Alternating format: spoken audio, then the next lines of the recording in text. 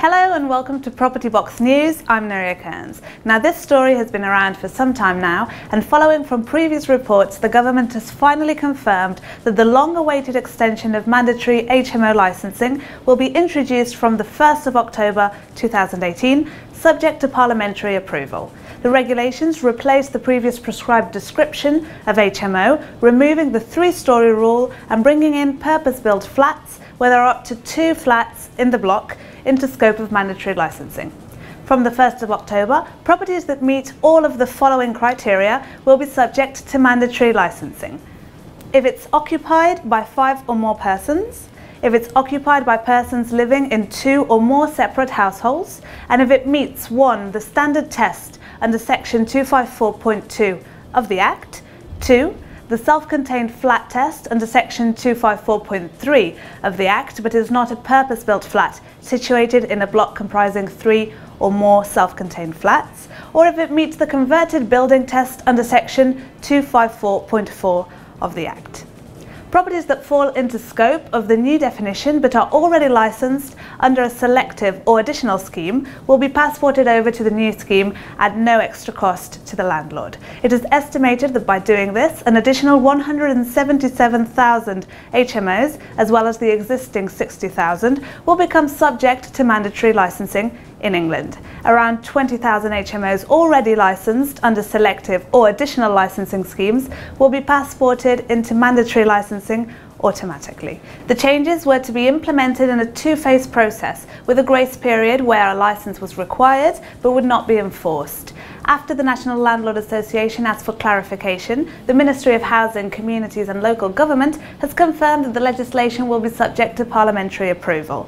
The landlords with properties that meet the new criteria for mandatory HMO licensing will be required to submit an application by the 1st of October 2018, and that those that don't will be committing a criminal offence.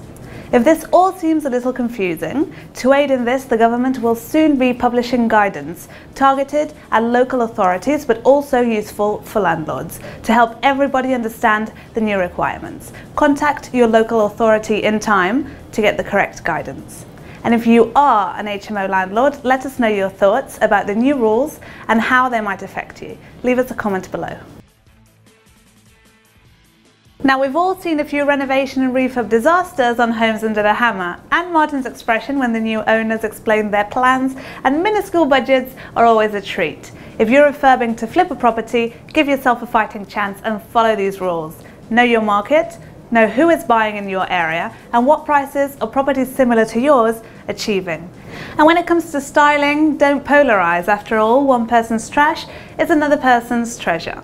Your buyer needs to imagine themselves in your space, so help them along with neutral furnishings. Now, this doesn't necessarily always mean beige or magnolia, but it might mean you keep those yellows and reds and oh so cool greens to a minimum.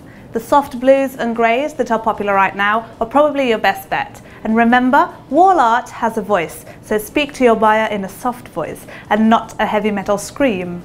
Now, modern living is all about open plan and living zones rather than individual rooms. Making the home light, open and spacious will work in your favour. Also, emphasise the potential storage space, not its limitations. So make sure cupboards are clear and junk is well out the way. And please make sure all your building materials have been cleared up too. A buyer will be put off if it doesn't feel like it's finished. Lastly, curb appeal. First impressions count, so make sure the exterior is clean and tidy, well decorated and welcoming. That's all from me this week. Thank you for watching and see you soon. In your space themselves. I miss doing this.